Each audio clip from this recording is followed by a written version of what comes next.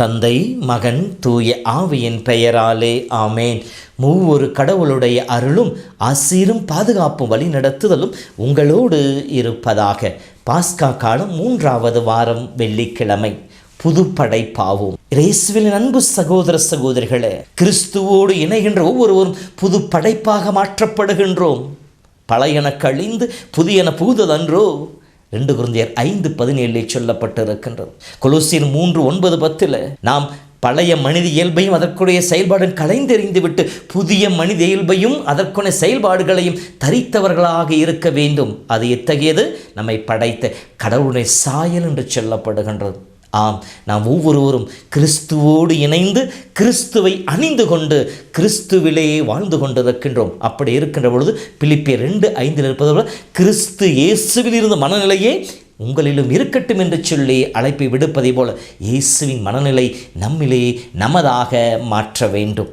இன்றைய முதல் வாசகத்தில் சவுல் தமஸ்கு நகரை நோக்கி விரைவதும் அங்கே தடுத்தாட்கொள்ளப்பட்ட சவுல் இயேசுவால் முழுமையாக ஆட்கொள்ளப்படுவதும், ஆட்கொள்ளப்பட்ட சவுல் பவுலாக அனனியா மூலம் மாற்றப்படுவதும், இயேசுவே ஆண்டவர் என்று சொல்லி அறிக்கையிட்டு முழுமனதோடு போதிப்பதுமாக சவுல் பவுலாக மாறிய நிகழ்வு கொடுக்கப்பட்டிருக்கின்றது. சவுல் என்பவர் மிகச்சிறந்த பரிசேயராக இருந்தார். பெஞ்சமின் குலத்தில் தோன்றியவராக தார்சிசு நகரிலே பிறந்திருக்கின்றார். மிகச்சிறந்த சட்ட வல்லுநராக இருக்கின்ற கமாலியலிடம் முழுமையாக கற்றுத் தெரிந்தவராக இருக்கின்றார். சட்ட நூல்களை முழுதுமாக கரைத்து குடித்தவராக இருக்கின்றார். தான் சார்ந்திருக்கின்ற யூத நெறியே மேலானது என்று சொல்கின்ற அந்த எண்ணத்தோடு வாழ்ந்தவர். அதற்கு எதிராக இருப்பவர்களெல்லாம் புறம்பானவர்கள், தவறான வாழ்ந்து கொண்டிருப்பவர்கள் என்று சொல்லி நினைத்தார். எனவேதான் கிறிஸ்தவர்களை வெறுத்தார். கிறிஸ்தவர்கள் தவறான வழியில் சென்று கொண்டிருக்கின்ற சொல்லி அவர்களை சிறைபிடிப்பதற்காக தலைமை குருவிடம் அதிகாரத்தை பெற்றுக்கொண்டு அந்த ஆணையோடு தமஸ்கு நகரை நோக்கி புறப்படுகின்றார். அன்பு சகோதரமே, இப்படி புறப்பட்ட அந்த தமஸ்கு வீதியிலே சென்று கொண்டிருந்த மனிதனைத்தான் இயேசு தடுத்தாட்கொள்ளுகின்றார். இது ஏதோ அந்த தமஸ்கு வீதியில் நடந்த நிகழ்வு அல்ல. எரேமியா புத்தகத்தில் 23:14 படிப்பதை போல, இதோ நான் உனக்கென ஒரு திட்டம் வைத்திருக்கின்றேன், அது மேன்மையான திட்டம் என்று சொல்லி கடவுள் சொல்லுவார். அதை போல சவுலும் துவக்கத்திலேயே தேர்ந்தெடுக்கப்பட்டார். அதை அவரே சொல்லுவார். கலாத்தியர் 1:15 என் தாயின் கருவில் உருவாவதற்கு முன்னே கடவுள் தனக்கென என்னை முன்குறித்து வைத்தார் என்று சொல்லுவார். ஆக இது கடவுளுடைய திட்டம். புறவினத்தாருக்கும் அரசர்களுக்கும் இஸ்ரேல் மக்களுக்கும் இயேசுவை அறிவிக்கும் தூதுவனாக, புறவினத்தார் அப்போஸ்தலராக இவர் மாற வேண்டும் என்பது கடவுளுடைய திட்டமாக இருந்தது. ஏற்ற காலம் வருகின்ற பொழுது கடவுளுடைய அந்த தடுத்தாட்கொள்ளும் செயல் தமஸ்கு வீதியிலே வெளிப்படுகின்றது. அழகாக பவுல் சொல்லுவார் ரோமர் 8 தாம் முன்குறித்து வைத்தோரை தேர்ந்தெடுக்கின்றார், தேர்ந்தெடுத்தோரை அழைக்கின்றார், அழைத்தவர்களை தம்முடைய மாட்சிமையிலே பங்கெடுக்க செய்கின்றார் என்று சொல்லுவார். சவுலை முன்குறித்து வைத்தார், அவரை பவுலாக அழைக்கின்றார், அழைத்தவரை தனக்கு ஏற்புடையவராக மாற்றுகின்றார், தன்னுடைய ஆவியால் நிறைக்கின்றார். அனனியா போய் அவர் மேல் கை வைக்கின்ற பொழுது அவருடைய இயல்பு முழுமையாக மாற்றப்படுகின்றது. கடவுளுக்கு ஏற்ற பாத்திரமாக அவர் மாற்றுகின்றார், தன்னையே வெறுமையாக்குகின்றார். கிறிஸ்துவை ஆதாயமாக்கிக் கொள்ள, ஆண்டவரை சொந்தமாக்கிக் கொள்ள, மற்ற அனைத்தையும் குப்பை என கருது என்று சொல்லி அனைத்தையும் விட்டுவிட அவர் தயாராக இருக்கின்றார். ஆண்டவர் ஆட்கொள்ளப்பட்ட சவுல் தன்னை முழுவதுமாக அர்ப்பணிக்கின்றார். தான் சார்ந்திருக்க நெறிதான் மேலானது என்று சொல்லி வாழ்ந்து கொண்டிருந்தவன் அதற்காக எத்தகைய காரியங்களை செய்வேன் என்று சொல்லி புறப்பட்டு சென்றவன் சீறி எழுந்து கோப வெறிக்கொண்டு கிறிஸ்தவர்களை துன்புறுத்துவதற்காக சென்ற சவுல் இயேசுவால் தடுத்தாட்கொள்ளப்பட்டவன் முழுமையாக மாற்றப்படுகின்றார். தன் நிலை அனைத்தையும் இழக்கின்றார், தன் சுயத்தை இழக்கின்றார். கலாத்தியர் 2:20 சொல்வார் அல்லவா, வாழ்வது நான் அல்ல, என்னிலே இயேசு வாழ்கின்ற சொல்லி.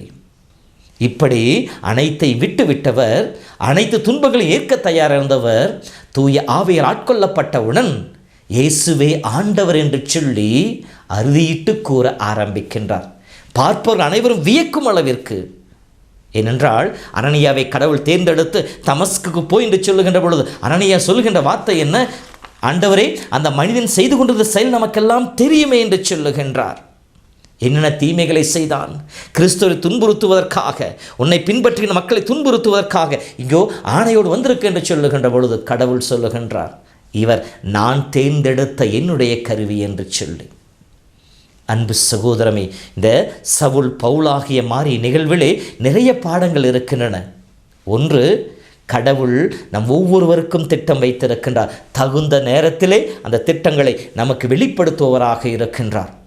அப்படி கடவுள் நமக்கு வெளிப்படுத்துகின்ற பொழுது, கடவுளோடு நாம் இணைகின்ற பொழுது, அவரால் தடுத்தாட்கொள்ளப்படுகின்ற பொழுது, அவருடைய அனுபவத்தை பெறுகின்ற பொழுது நாம் ஒவ்வொருவரும் புது படைப்பாக மாற்றப்படுகின்றோம். தமஸ்கு வீதியில் நடந்த அதே நிகழ்வு ஒவ்வொரு கல்வாரி வழியிலும் நடந்து கொண்டிருக்கின்றது. தன்னையே வழியாக ஒப்பு கொடுத்து சிந்துகின்ற இரத்தத்தினாலும் உடைக்கப்படுகிற உடலாலும் இயேசு நம்மை தடுத்தாட்கொள்ள வருகின்றார், நம்மோடு இணைய வருகின்றார், நம்மை அவரோடு இணைத்துக் கொள்ள வருகின்றார். ஒவ்வொரு கல்வாரி வழியிலும் அந்த தமஸ்கு அனுபவம் நமக்கு கிடைக்கின்றதா?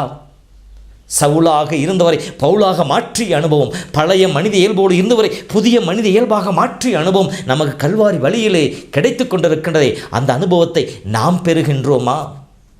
ஆண்டவரே, நான் என்ன செய்ய வேண்டும் என்று சவுல் கேட்டதை போல நாம் ஆண்டவர் நோக்கி கேட்போம். ஆண்டவரே, உம்மை ஆதாயமாக்கிக் கொள்ள, உம்மையின் சொந்தமாக்கிக் கொள்ள, உமக்காக நான் வாழ, உம்முடைய மனநிலையை பெற்றுக்கொள்ள நான் என்ன செய்ய வேண்டும் என்று சொல்லி கேட்போம்.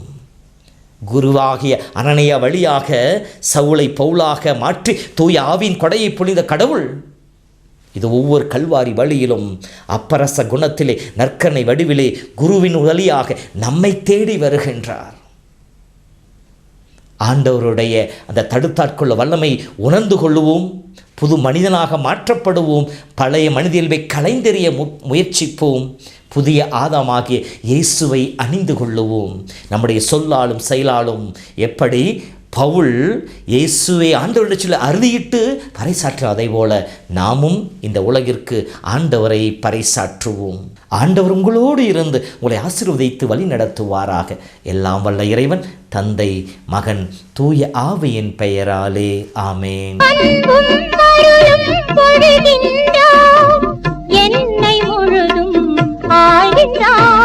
வாழ்வது நான் அல்ல, என்னை கிறிஸ்துவே வாழ்கின்றார்.